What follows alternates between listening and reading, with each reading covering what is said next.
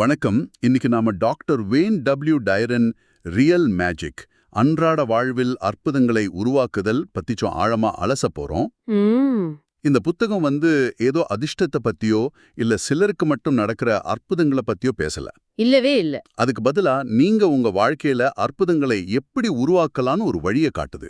ஆமா, இது ரொம்பவே நடைமுறைக்கு உகந்த ஒரு புத்தகம். இந்த புத்தகத்தோட மைய கேள்வியை இதுதான் நினைக்கிறேன். நாம நினைக்கிறத விட இந்த பிரபஞ்சம் ஒரு பெரிய நோக்கத்தோடு இயங்குதுன்னா என்ன ஆகும்? சரி. உங்க வாழ்க்கையில நடக்கிற நல்லது கெட்டதுன்னு எல்லா நிகழ்வுகளுமே உங்களை ஒரு உயர்ந்த இடத்துக்கு கூட்டிட்டு போறதுக்கான ஒரு படிதானா எப்படி இருக்கும்? ஆமா, இதோட அடித்தளமே ஒரு எளிமையான ஆனா ரொம்ப சக்தி வாய்ந்த கருத்து தான். சொல்லுங்க. நம்ம கண்ணுக்கு தெரியாத நம்ம உள்ளுலகம், அதாவது நம்ம எண்ணங்கள் தான் நம்ம கண்ணுக்கு தெரியிற இந்த வெளியுலகத்தை உருவாக்குது. நாம மனித பிறவியா இயந்து அப்பப்போ ஆன்மீக அனுபவத்தை பெறல, நாம ஒரு ஆன்மீக பிறவியா இருந்து மனித அனுபவத்தை பெற்றுட்டு இருக்கோம்னு ஒரு ஆழமான பார்வைய இந்த புத்தகம் முன்வைக்குது. சரி, இந்த பயணத்தை ஒரு 3 கட்டமா பார்க்கலாம்னு நினைக்கிறேன். முதல்ல இந்த அற்புதங்களை நிகழ்த்துறதுக்கு தேவையான உள் மனநிலைய எப்படி உருவாக்குறதுன்னு பார்க்கும். சரி. ரெண்டாவதா இந்த விழிப்புணர்வை நம்ம உறவுகள், செல்வம், ஆரோக்கியம் அன்றாட வாழ்க்கையில எப்படி பயன்படுத்துறதுன்னு ஆராய்வோம். கடைசியா இந்த மேஜிக்கை எப்படி ஒட்டுமொத்த உலகத்துக்கும் பரப்ப முடியும்னு பேசுவோம். வாங்க உள்ள போலாம். கண்டிப்பா. ஆசிரியர் அவரோட ஆன்மீக பயணத்தையே ஒரு 3 பாதைகளா விவரிக்கிறாரு. முதல் பாதை துன்பத்தின் மூலம் ஞானம் பெறுதல். இது நம்மில் பலருக்கும் பரிச்சயமான ஒண்ணு. ஆமா, நமக்கு ஒரு கெட்ட விஷயம் நடக்கும்போது ஏன் எனக்கு மட்டும் இப்படி நடக்குது அப்படின்னு கேக்குறோம் இல்லையா? அதுதான் முதல் நிலை. ஆமா, ஆனா கொஞ்ச காலத்துக்கு அப்புறம் யோசிச்சு பார்த்தா அந்த துன்பம் நம்மளோட வளர்ச்சிக்கு எவ்வளவு அவசியமா இருந்துச்சுன்னு புரியும். அதுதான் முதல் நிலை. சரி, அப்போ ரெண்டாவது நிலை? ரெண்டாவது நிலை விளைவுகளின் மூலம் ஞானம் பெறுதல். இங்க ஏன் எனக்குன்னு கேக்குறத விட்டுட்டு இந்த அனுபவத்துல இருந்து நான் என்ன கத்துக்க முடியும்னு கேட்க ஆரம்பிக்கிறோம். ஓ, இது கொஞ்சம் முன்னேற்றமான நிலை. ஆமா, இது இலக்குகளை நோக்கி ஓடுற ஒரு வாழ்க்கை முறை. பெரும்பாலான மக்கள் இந்த நிலையிலேயே தங்களோட முழு வாழ்க்கையும் கழிச்சிடுறாங்க. ஆனா உண்மையான ரியல் மேஜிக் 3வது பாதையில தான் தொடங்குதுன்னு சொல்றாரு. ஆமா, அதுதான் நோக்கத்துடன் வாழ்வது. இங்க நம்ம வாழ்க்கையோட ஒவ்வொரு நொடியும் ஒரு பெரிய பிரபஞ்ச நோக்கத்தோட இணைக்கப்பட்டிருக்குன்னு நாம உணர ஆரம்பிக்கிறோம். சரிதான். இதுக்கு டால்ஸ்டாயோட உயில்ல இருந்து ஒரு வரி ஆசிரியர் மேற்கோள் காட்டுறாரு. என்ன அது? கடவுளின் சக்தி என் மூலமா பேசிய தருணங்கள் இருந்தன, அதுதான் என் வாழ்க்கையோட மகிழ்ச்சியான தருணங்கள் அப்படின்னு டால்ஸ்டாய் சொல்றாரு. இதுதான் அந்த நோக்கத்தோட வாழ்ற நிலை. வாவ். சரி, இந்த நோக்கத்தோட வாழணும்னா நாம நம்மை ஒரு ஆன்மீக பிறவியா பார்க்க ஆரம்பிக்கணும்னு ஆசிரியர் சொல்றாரு இல்லையா? ஆமா, ஆன்மீக பார்வை உள்ளவருக்கும் இல்லாதவருக்கும் சில முக்கியமான வித்தியாசங்களை அவர் பட்டியலிடுறாரு. உதாரணத்துக்கு ஆன்மீக பார்வை இல்லாதவங்க தங்களோட 5 புலன்களை மட்டும் நம்பி செயல்படுவாங்க. கண்ணால பாக்குறது, காதால கேக்குறது. அதேதான். ஆனா ஆன்மீக பிறவி அதையும் தாண்டி பல பரிமாண சிந்தனைய பயன்படுத்துவாங்க. ஒரு நிமிஷம், இந்த பல பரிமாண சிந்தனைங்கிறது கேட்க நல்லா இருக்கு. ஆனா நடைமுறையில இதுக்கு என்ன அர்த்தம்? ஒரு நிஜ வாழ்க்கை உதாரணத்தோட விளக்க முடியுமா? கண்டிப்பா. இப்போ ஒருத்தர் வேலையை எழுந்துட்டாரின்னு வச்சுப்போம். 5 புலன்களை மட்டும் நம்புற அவரோட அணுகுமுறைக்கும் இந்த ஆன்மீக பார்வை கொண்டவரோட அணுகுமுறைக்கும் என்ன வித்தியாசம் இருக்கும்? அருமையான கேள்வி. 5 புலன்களை மட்டும் நம்புபவர் வேலையை இழந்தத ஒரு முடிவா பாப்பார். பணம் போச்சு, மரியாதை போச்சு, எதிர்காலம் இருண்டுடுச்சு அப்படின்னு புறக்காரணிகளை மட்டுமே பாப்பார். சரி. ஆனா பல பரிமாண சிந்தனை உள்ளவர், சரி, இந்த நிகழ்வு ஏன் என் வாழ்க்கையில நடக்குது, இந்த பிரபஞ்சம் எனக்கு என்ன சொல்ல முயற்சி பண்ணுது, ஒருவேளை இதைவிட சிறந்த ஒரு வாய்ப்புக்காக இந்த கதவு மூடப்பட்டிருக்கா அப்படின்னு கண்ணுக்கு தெரியாத சாத்தியங்களையும் ஆராய்வார். ஓ, புரியுது. இது நம்ம தர்க்க மனசை தாண்டி யோசிக்கிற மாதிரி இருக்கு. ஆமா, புற அதிகாரத்தை நம்பாம தன் உள்ள அதிகாரத்தை நம்புறது. இங்கதான் விஷயம் இன்னும் சுவாரஸ்யமாறுது. இந்த மனநிலையை அடைய நம்ப முடியாததையும் நம்பவும் நாம தயாரா இருக்கணும்னு ஆசிரியர் சொல்றார். ஆமா, பிரேசை நாட்டைச் சேர்ந்த மோரிசியோ பானிசெட் அப்படிங்கிற ஒருத்தரோட ஏற்பட்ட அனுபவத்தை அவர் பகிர்ந்துக்கிறாரு. அது என்ன அனுபவம்? அந்த அனுபவம் ரொம்பவே ஆச்சரியமானது.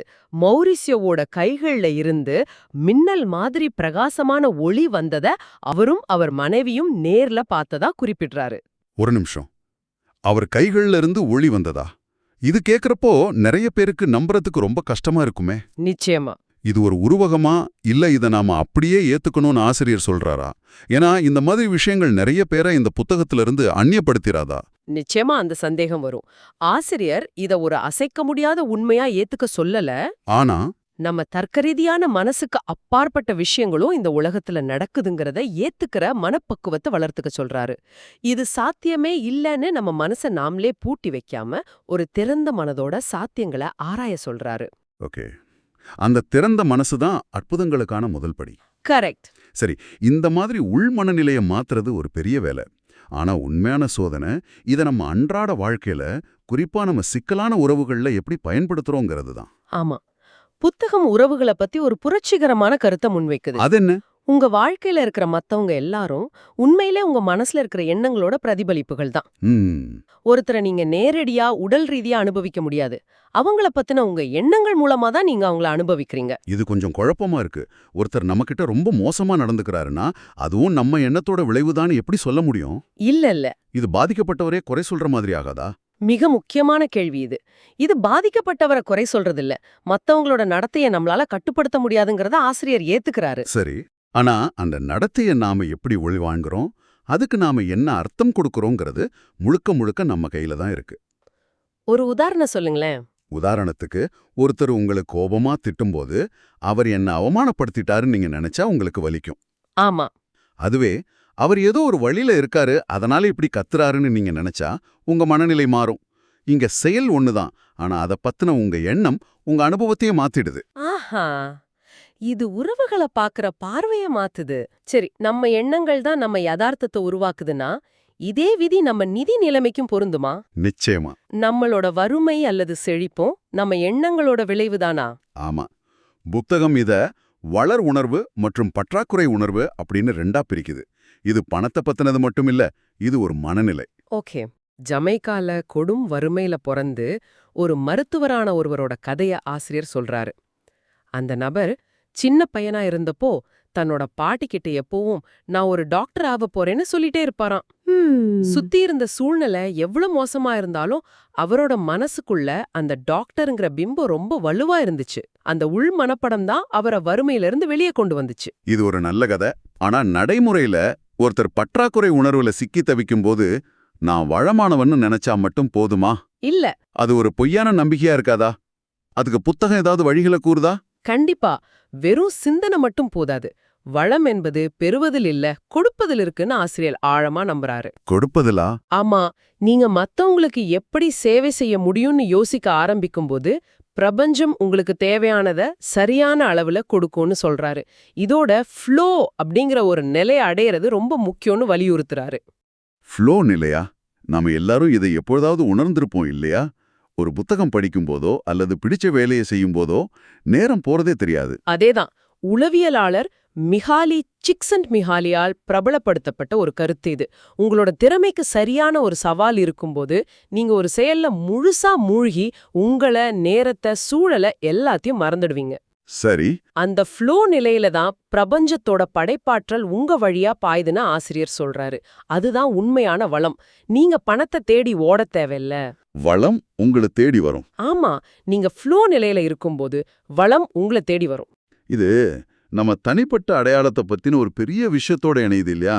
நம்மள சாலமந்தி நான் இப்படிதான், இதை மாத்த முடியாது, இல்லனா இது எங்க பரம்பரையிலே இருக்கு அப்படின்னு சில பெரிய பொய்களை நம்பிக்கிட்டு இருக்கோம். ஆமா. ஆனா இந்த புத்தகத்துல ஒரு விஷயத்த ரொம்ப ஸ்ட்ராங்கா சொல்றாரு. நம்ம நினைச்சிட்டு இருக்கிற மாதிரி நம்ம குணம், திறமை, ஏன் நம்ம ஐக்கியூ கூட நிரந்தரமானது இல்லையா? எல்லாமே நாம எடுக்கிற முடிவுகள்ல தான் இருக்குன்னு சொல்றாரு. இதுக்கு ஒரு சக்தி வாய்ந்த உதாரணம் மரண பயம். ஆமா, அது நம்மில் பலருக்கு ஒரு பெரிய தடை. ஆனா பல மரண விளிம்பு அனுபவங்கள் மரணம் ஒரு முடிவே இல்ல, அது ஒரு ரூபமாற்றம் மட்டும்தான்னு காட்டுது. நடிகர் கேரி பியூசி ஒரு பெரிய விபத்துக்கு பிறகு மரணத்தின் விளிம்புக்கே போயிட்டு வந்தவர். ஓ. அவர் சொன்னது, நான் அன்பான ஒரு அழகான இடத்துக்கு போனேன், அங்க தேவதைகள் இருந்தாங்க, எனக்கு ஒரு தேர்வு கொடுக்கப்பட்டது, நாம் அவங்களோட இருக்கலாம் அல்லது என் உடம்புக்கு திரும்பி என் விதியை நிறைவேற்றலான்னு. வாவ்! கேரி பியூசியோட அனுபவம் அது உண்மையிலே மரணம் ஒரு முடிவல்ல, அது ஒரு மாற்றம்தான் என்ற நம்பிக்கையை அளிக்கிறது. நிச்சயமா, நம்மளோட மிகப்பெரிய பயத்தையே கேள்விக்குள்ளாக்கும் போது மத்த சின்ன சின்ன அடையாளங்கள் நம்பிக்கைகள் எல்லாம் எவ்வளவு எளிதா மாறிடும்னு யோசிச்சு பாருங்க. ஆமா, இந்த மனசுக்கும் உடம்புக்கும் இருக்கிற தொடர்பு நம்ம உடல் ஆரோக்கியத்துக்கும் பொருந்தும் இல்லையா? கண்டிப்பா. நம்ம எண்ணங்கள் நேரடியா நம்ம உடல்ல ரசாயன மாற்றங்களை உருவாக்க முடியுங்கிற கருத்து. ஆமா, ஷேக்ஸ்பியர் சொன்ன மாதிரி நம்ம உடம்பு ஒரு தோட்டம், நம்ம மனசுதான் அதோட தோட்டக்காரன். நம்மளோட ஒவ்வொரு எண்ணமும் நம்ம உடல்ல ஒரு ரசாயனத்தை வெளியிடுது. மன அழுத்தம், கோபம், பயம் இதெல்லாம் உடம்புல நச்சுக்களை உருவாக்குது. அதே சமயம் அன்பு, கருணை, நன்றி உணர்வு போன்ற நேர்மறை எண்ணங்கள் குணப்படுத்தும் சக்தியை கொண்டிருக்கு. இதுக்கு புத்தகத்துல ஏதாவது சக்தி வாய்ந்த உதாரணம் இருக்கா? இருக்கு. கேத்திங்கிற ஒரு பெண்மணி ஆசிரியருக்கு எழுதின ஒரு கடிதத்தை அவர் பகிர்ந்துக்கிறாரு. சொல்லுங்க. அந்த பெண் போதைக்கு அடிமையாகி எல்லா நம்பிக்கையும் இழந்த நிலையில இருந்திருக்காங்க. அப்போ டயரோட போதனைகளை கேட்டு எந்த மறுவாழ்வு மையத்துக்கும் போகாமலேயே வா. ஆமா, தன்னோட மனசக்திய மட்டுமே பயன்படுத்தி அந்த பழக்கத்துல இருந்து முழுசா வெளியே வந்திருக்காங்க. இன்னைக்கு அவங்க ஒரு வெற்றிகரமான நிறுவனத்தை நடத்துறாங்க. அடேங்கப்பா. நான் உங்க கேசட்டுகளை 1000 முறை கேட்டிருப்பேன்னு அந்த கடிதத்துல குறிப்பிடுறாங்க. இது மனசோட அளப்பரிய சக்திய காட்டுது. இது எல்லாமே தனிப்பட்ட அளவுல ரொம்ப சக்தி வாய்ந்ததா இருக்கு. ஆனா டயர் இதோட நிறுத்தல. போதுமான அளவுல நாம இந்த மாற்றத்தை உருவாக்கினா ஒட்டுமொத்த உலகத்தையே மாத்த முடியும்னு சொல்றாரு. ஆமா, ஒரு ஆன்மீக புரட்சிங்கிறாரு. ஒரு தனி நபரோட எண்ணம் எப்படி உலகத்தை மாத்த முடியும்? இது எப்படி சாத்தியம்? இதுக்கு இயற்பியல்ல இருந்து பேஸ் டிரான்சிஷன் அப்படிங்கிற ஒரு கோட்பாட்டா ஒரு உதாரணமா காட்டுறாரு. டமினோ எஃபெக்ட் மாதிரிங்களா? ஆமா, கிட்டத்தட்ட அப்படிதான். ஒரு குறிப்பிட்ட எண்ணிக்கையிலான அணுக்கள் ஒரு திசையில வரிசையா நின்னதும் மீதி எல்லாமே தானா அதே திசையில திரும்பிடும். சரி. அதே போல ஒரு குறிப்பிட்ட எண்ணிக்கையிலான மக்கள் ஒரு புதிய ஆன்மீக விழிப்புணர்வை அடையும் போது மனிதகுலத்தோட கூட்டு நனவுல ஒரு பெரிய மாற்றம் ஏற்படும்னு சொல்றாரு. பர்லின் சுவர் வீழ்ந்தது போன்ற நிகழ்வுகளை இதுக்கு உதாரணமா சொல்றாரு. இது இன்னொரு முக்கியமான விஷயத்துக்கு நம்மள கூட்டிட்டு போகுது. நாம எதுக்கு எதிரா போராடுறோமோ அது நம்மள பலவீனமாக்கும். ஆனா நாம எதுக்காக நிக்கிறோமோ அது நமக்கு சக்தி கொடுக்கும்னு சொல்றாரு. ஆமா, இது ரொம்ப ஆழமான கருத்து. அதாவது போதைக்கு எதிரான போர் நடத்துறதை விட அறிவொளி பெற்ற ஆரோக்கியமான இளைஞர்களுக்காக நிக்கிறது அதிக சக்தி வாய்ந்தது. வெறுப்பை எதிர்த்து போராடுறதை விட அன்பிற்காக நிக்கிறது தான் உண்மையான மாற்றத்தை உருவாக்கும். ஏன்னா நீண்ட எதுல கவனம் செலுத்துறீங்களோ அதுதான் வளரும். மிகச்சரியா சொன்னீங்க. நீங்க போதை மேல கவனம் செலுத்தினா அதுதான் உங்க யதார்த்தமா இருக்கும். அப்போ இதுல நம்மளோட பங்கு என்ன? இந்த உலகளாவிய மாற்றத்துல நான் எப்படி பங்களிக்க முடியும்? உலகம் எப்படி இருக்குங்கிறது நாம உலகத்தை எப்படி பார்க்கறோங்கிறத பொறுத்தது. நம்ம எண்ணங்கள் தான் நம்ம யதார்த்தத்தை உருவாக்குது. சியாட்டில் தலைவரோட ஒரு புகழ்பெற்ற கடிதத்துல ஒரு வரி வரும். மனிதன் வாழ்க்கையின் வலையை பின்னவில்லை, அவன் அதில் ஒரு இழை மட்டுமே. அவன் அந்த வலைக்கு என்ன செய்கிறானோ அதை தனக்கே செய்து கொள்கிறான். நாம ஒவ்வொருத்தரும் அந்த வலையோட ஒரு பகுதி. ஆமா, நம்ம எண்ணங்கள் மூலமா அந்த வலைய நாம வலுப்படுத்தலாம் இல்லனா பலவீனப்படுத்தலாம். ஆக வேன் டயரின் ரியல் மேஜிக் புத்தகத்தோட முக்கிய செய்தி இதுதான். அற்புதங்கள் வெளியிலிருந்து வர்றதில்ல, அது உள்ள இருந்து உருவாக்கப்படுது. சரிதான். உங்க எண்ணங்கள், உங்க நம்பிக்கைகள், உங்க உள்ளுலகம், இதுதான் உங்க உடம்பு, உங்க உறவுகள், உங்க வளம், ஏன் நீங்க வாழ்ற இந்த உலகத்தையே வடிவமைக்குது. இது ஒரு பெரிய பொறுப்பு. ஆனா அதே சமயம் இது ஒரு மாபெரும் சக்தியும் கூட. உங்க எண்ணங்கள் தான் எல்லாத்துக்கும் முன்னோடி. ஆமா, நீங்க செய்யற ஒவ்வொரு செயலுக்கும் முன்னாடி ஒரு எண்ணம் இருக்குங்கிறத நம்ம ஞாபகத்துல வச்சுக்கணும். சரி, இத பத்தி நீங்க ஆழமா சிந்திக்கிறதுக்கு ஒரு கேள்வியை விட்டுட்டு போறோம். உங்க எண்ணங்களே உங்க யதார்த்தத்தை உருவாக்குதுன்னா, நீங்க பார்க்க விரும்புற உலகத்தை உருவாக்க இன்னையிலிருந்து எந்த ஒரு எண்ணத்துல உங்க கவனத்தை செலுத்த ஆரம்பிப்பீங்க?